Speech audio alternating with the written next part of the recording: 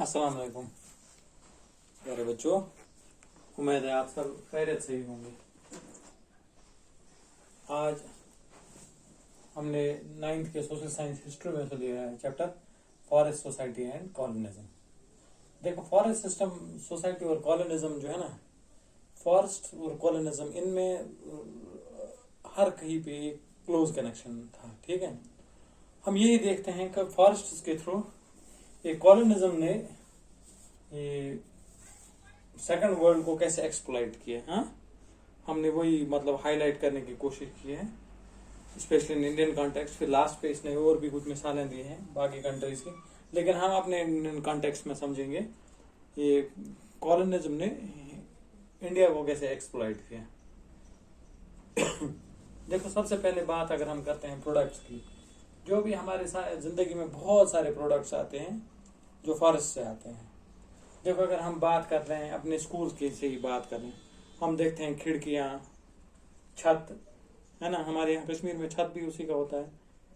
तो furniture, table, tool, हर कोई चीज जो भी हमारे स्कूल में, हमारे घरों में काम आता है, वो किससे बनता है? लकड़ियों से बनता है। और लकड़ियां कहाँ से आती है? जंगल से। ऐसे बहुत सारी किस्म की डाइज आती हैं, जो कपड़ों को, पुराने जमाने में तो सारा उधर से जंगल से ही लाया जाता है। ऐसे पेपर, आप बोलोगे सर लकड़ी से कैसे पेपर बनता है? हाँ, लकड़ी से ही बनता है पेपर, है ना। उसको डीकलराइज करके फिर उसके पतले पतले वो वेफर्स लेके उन्हीं को मतलब पेपर बनाते हैं। ऐसे क्लॉथ्स बनता है इनसे। बहुत सारा मटेरियल जंगल से आता है ना, जिनसे भी कपड़े बनाने में हमें वो इस्तेमाल होते हैं। स्पाइसेस तो सारे जंगल से ही आते हैं। बीड़ी लीव्स, है ना, बीड़ी जो बीड़ी फूंकते हैं उसके पत्ते, वो मतलब इकोनॉमी में कंट्रीब्यूट करते हैं। हनी, है ना, कहाँ से आता है? हनी बीज, इनका तो असल में वो हैबिटेट जंगल में होता है। गम्स, रबर, कॉफी, टी, ऐसे ये सब जंगल से ही आती है। मेडिसिनल हर्ब्स अगर हम देखें, है ना, दुनिया भर की, हमारे यहाँ जैसे मार्चुला है, गिच्ची जिसको हम बोलते हैं, कितनी वैल्यूड है वो, मतलब 10,000 किलो उसका रेट है। ऐसे बाकी बाकी है तो बड़ी उनकी भी इम्पोर्टेंस होती है। पुराने जमाने में तो डॉक्टर पता ही नहीं होता क्या था, सारे जंगल से ही लाते हैं। ऐसे बाम्बूज लाते हैं, ये रेन फॉरेस्ट में वो पाया जाता है। वुड, टिम्बर, ये सब हम किधर से लाते हैं? जंगलों से। समझ आई? तो जंगल हमारे जो है, ये है स्रोत, ये है सोर्स किसकी? बायोडाइवर्सिटी की, है ना। कहते हैं अगर वेस्टर्न घाट्स में क्यों? क्योंकि वहां पे ठीक ठाक ह्यूमिड है और वहाँ रेनफॉल जो है तकरीबन 200 सेंटीमीटर से ज्यादा ही होते हैं। और याद रखना, जो भी इक्वेटर के आसपास इलाके हैं और जहाँ पे बारिश ठीक ठाक होती है, वहाँ पे बहुत ज्यादा बायोडाइवर्सिटी होती है। अगर हम अपने वेस्टर्न घाट्स की बात कर रहे हैं, कहते हैं वहां पे एक छोटे से प्लॉट के, जंगल के प्लॉट में भी 500 स्पीशीज पाई जाती है। हाँ, तो कितने डाइवर्सिटी है। अब इशू क्या है? इशू ये है कि कॉलोनिज्म के टाइम से हमारी ये डाइवर्सिटी जो है, हमारी वेल्थ जो है, ये तो सबसे बड़ी वेल्थ है ना कुदरत ने जो हमें दी है, ये डिसअपियर हो रही है। जैसे हम मिसाल के तौर पर अपनी बात करें, 1700 से 1995 तक दुनिया में तकरीबन कितना 13.9 मिलियन स्क्वायर किलोमीटर जो है वो फॉरेस्ट खत्म हो गए। वो तकरीबन बनाते हैं 9.3% ऑफ लैंड एरिया। यानी जमीन पे अगर हम 10 टू हिस्से करें, एक हिस्सा जो है जंगल का बिल्कुल ही खत्म हो गया। समझ आई? तो ये सब क्यों हुआ? कहते हैं हमारे यहाँ जो जंगलों की थी कटाई, जिसको हम डिफॉरेस्टेशन बोलते हैं, ये बहुत डिफॉरेस्टेशन है ना। अब डिफॉरेस्टेशन एंड कॉलोनिज्म क्यों लिखा? क्या डिफॉरेस्टेशन पहले नहीं होती थी? हाँ, डिफॉरेस्टेशन बहुत पहले से होती थी, लेकिन वो उसमें कमर्शियल कंसिडरेशंस नहीं होती थी। वो सिर्फ अगर होती भी थी, वो मतलब हम तब ये मतलब सस्टेनेबल डेवलपमेंट को नजर में रखते थे। लेकिन अंग्रेज लोग जब आए, जिन्होंने यहाँ पे कॉलोनियां बनाई, उनको क्या था? सस्टेनेबल डेवलपमेंट के साथ उनको था तब गरज मतलब मैक्सिमम से मैक्सिमम कैसे हम स्क्वीज आउट करें, है ना।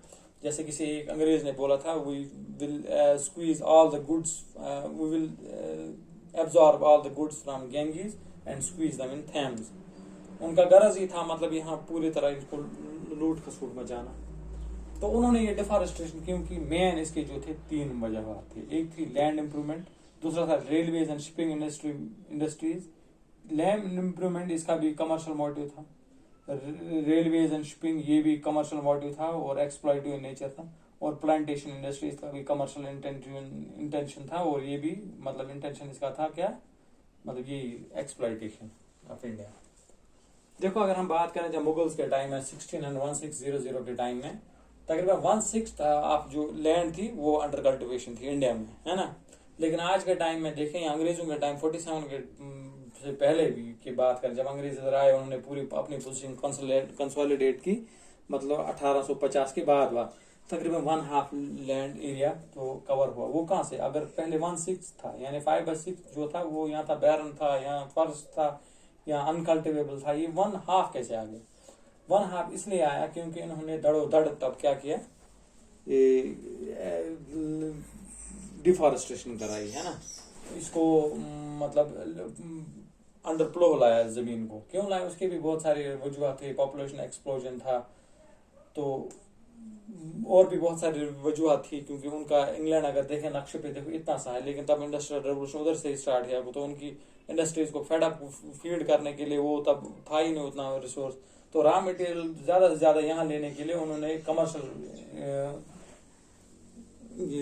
कमर्शलाइजेशन कराई किसकी, एग्रीकल्चर की। एक तो ये था, और कॉलोनियल पीरियड जो था वो उन्होंने बहुत सारी रीजंस के लिए कराया। एक तो मैंने आपको बोला कमर्शियल क्रॉप्स, है ना, तब आपको पता है उनकी इंडस्ट्रीज को फीड करने के लिए चाहिए था कुछ रॉ मटेरियल। इंग्लैंड छोटा था तो इसीलिए उनको एक चाहिए था रॉ मटेरियल का सोर्स, तो इसीलिए उन्होंने यहाँ पे कमर्शियल क्रॉप्स इंट्रोड्यूस कराए, जैसे टबैको है, कॉटन है, शुगर है, कॉफी है, टी है, तो वो कमर्शियल क्रॉप्स उन्होंने, ऐसे इंडिगो है, वो इंट्रोड्यूस कराए। दूसरे जो है कॉलोनियल स्टेट ने बोला फॉरेस्ट जो है अनप्रोडक्टिव, हमें जब तक रहना हमें पूरी तरह इनको स्क्वीज ऑफ करना है। तो उन्होंने बोला उनको क्या था वो सस्टेनेबल डेवलपमेंट के साथ, तो उन्होंने दड़ोदड़ जंगल कटवाए, वहां पे अंडर फ्लो लाया, तो उसका शेयर खुद को खाया, उसका टैक्सेशन से रेंट लिया, टैक्स लिया, तो वो उनका एक परपेचुअल सोर्स ऑफ इनकम रहा, है ना। अगर देखें परमानेंट सेटलमेंट एक्ट वो बोलते ही थे उसमें, मतलब ज्यादा से ज्यादा एरियाज को अंडर प्लो लाओ। परमानेंट सेटलमेंट एक्ट क्या, सारे जो भी उनके सेटलमेंट एक्ट्स थे। अच्छा, अगर हम देखें 1880 से 1920 यानी 40 साल में तकरीबन कल्टिवेबल लैंड जो है वो राइज हुआ, कितना 6.7 मिलियन हेक्टेयर्स थी। तो ये ठीक ठाक मतलब ये अमाउंट, ये एरिया होता है। दूसरा रेलवेज और शिपिंग इंडस्ट्री, ये भी वजह बनी है हमारे डिफॉरेस्टेशन। कहते हैं ओक फॉरेस्ट जो इंग्लैंड में होते थे और यूरोप में होते हैं, तब जो रॉयल नेवी थी जब इंग्लैंड की, तो दुनिया की वर्ल्ड वार सेकंड तक भी दुनिया की सबसे पहली बड़ी नेवी थी इनकी, तो उसको मतलब सस्टेन कराने के लिए, उनको शिप्स बनाने के लिए, उनको फ्यूल प्रोवाइड करने के लिए वहां पे जो है रिसोर्सेज कम हो रहे थे। कहते हैं उन्होंने 1820 से अब यहाँ पे सर्च टीम्स पार्टीज भेजी कि ताकि वो इसका मतलब वो पैरेलल देखें ओक फॉरेस्ट का। तो सीधी सी बात है उसका वो सारा बर्डन जो है हमारे कंधों पे पड़ा, है ना। तो वो यहाँ पे ठीक ठाक तरीके से उन्होंने फिर यहाँ पे एक्सप्लॉइट करना स्टार्ट किया और यहाँ से लकड़ी लिए शिप्स बनाने के लिए। और दूसरा रीजन क्या था, वो उनको डीप पेनिट्रेशन के लिए रेलवे चाहिए थी, उनको कनेक्ट करना था इनके पोर्ट्स के साथ, ताकि वो उनका मतलब वो अनडिस्टरप्टेड सप्लाई रहे आने रॉ मटेरियल की और उनकी प्रोसेस्ड गुड्स की। उसलिए उन्होंने यहाँ पे रेलवे स्टार्ट की, कब 1850 में। 1850 रेलवे से अब जंगलों पे क्या असर का, उससे बड़ा असर पड़ा। देख, एक तो उनको फ्यूल चाहिए थे क्योंकि तब सारे वो स्टीम इंजन हुआ करते थे, उनको आग जलाने के लिए बहुत सारी लकड़ी चाहिए थी। और जो स्लीपर्स उनको अगर ट्रैक ले करना पड़ता, उसके नीचे आपको देखा वो आज डालते हैं आयरन कंक्रीट के या आयरन के वो पिलर्स जैसे, तब जो है लकड़ी के डालते थे। कहते हैं तकरीबन 1 माइल में तकरीबन 2000 स्लीपर्स लगते थे। देखो बात सुनो, 1890 में तकरीबन 25,500 25,000 किलोमीटर ट्रैक्स थे। तो देखो अंदाजा खुद करो कितनी डिफॉरेस्टेशन होगी। 1946 में वो 7,65,000 किलोमीटर थे। खुद अंदाजा करो 1 किलोमीटर में कितना, 2000, तो 1 किलोमीटर तकरीबन 15,000 फिर आप खुद अंदाजा करें। कहते हैं कि अगर हम मद्रास प्रेसिडेंसी की बात करें, मद्रास तब क्या हुआ करता था, तमिलनाडु और आंध्र का थोड़ा हिस्सा है ना, आंध्र प्रदेश, तो और कर्नाटका लेके। कहते हैं उसमें अगर 1 साल में 35,000 पेड़ गिरते थे 1 साल में। खुद अंदाजा करो कितनी उससे डिफॉरेस्टेशन होने की। तीसरा वजह था वो सीधी पता है वो प्लांटेशन इंडस्ट्री थी।